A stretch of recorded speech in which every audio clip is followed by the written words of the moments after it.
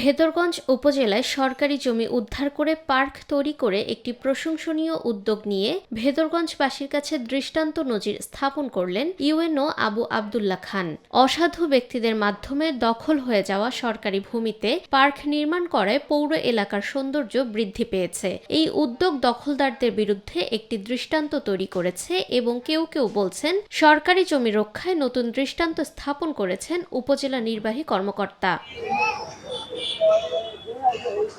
সরজমিনে গিয়ে জানা যায়, অতীতে ভেদরগঞ্জ উপজেলার সামনের অংশে ছিল অসংখ্য চার দোকান ও অটোরিকশার স্ট্যান্ড। খালের পাশেই ছিল ময়লার ভাগাড়, আর সেই জায়গাটিতে এখন তৈরি হয়েছে আধুনিক শিশু পার্ক।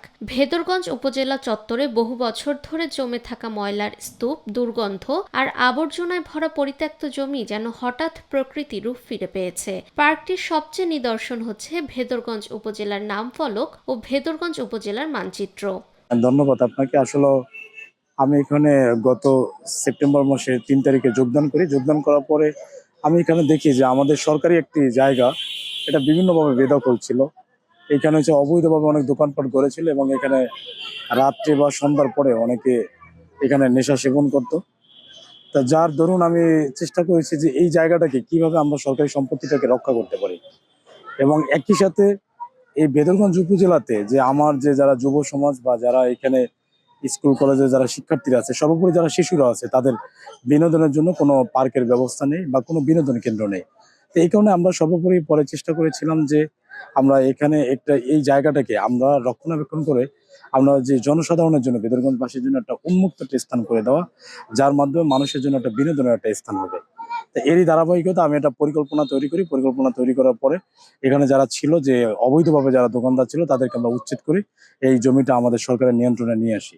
সরকারের নিয়ন্ত্রণে নিয়ে আসার পরে তারপর আমরা একটা কর্মপরিকল্পনা করি যে আমরা একদিকে সৌন্দর্য বর্ধন করব, অন্যদিকে আমরা শিশুদের জন্য একটি শিশু পার্ক করব। এই কারণে আমাদের যে সম্মানিত জেলা প্রশাসক শরীয়তপুর স্যার আমাকে সার্বিক সহযোগিতা করেছে, সদয় নির্দেশনা দিয়েছে। এই নির্দেশনার প্রেক্ষিতে স্যারের সাপোর্ট অনুযায়ী আমি এই কাজটা শুরু করেছি। এবং আপনারা দেখেছেন ইতিমধ্যে আমাদের এইটা জায়গাটা দৃশ্যমান হয়েছে এবং অনেক এখানে যে বাচ্চা কাচ্চা যারা এসেছে তারা এখানে যে একটা বিনোদন কেন্দ্র হিসেবে এই ভেদরগঞ্জের এই জায়গাটাকে তারা বেছে নিয়েছে। আমি আশা করি এর মাধ্যমে যুব সমাজ এবং যারা শিক্ষার্থীরা আছে তাদের আরো শিক্ষা কার্যক্রমকে সমুন্নত করার জন্য তারা বিকশিতভাবে তারা বড় হতে পারবে। এবং আমরা অতি শীঘ্রই এটা আমরা আগামী শনিবার এটা আমরা জনসাধারণের জন্য উন্মুক্ত করে দেব। এবং ভেদরগঞ্জে যে সর্বস্তরের জনগণকে আমি ওই দিনকে আমি ইনভাইট করতেছি যে এই জায়গাটাকে আমরা উন্মুক্ত করবো, তারা এটাকে ব্যবহার করে যেন তারা এই জিনিসটাকে, এই সম্পদটাকে তাদের সম্পদ মনে করে যেন রক্ষা করতে পারে।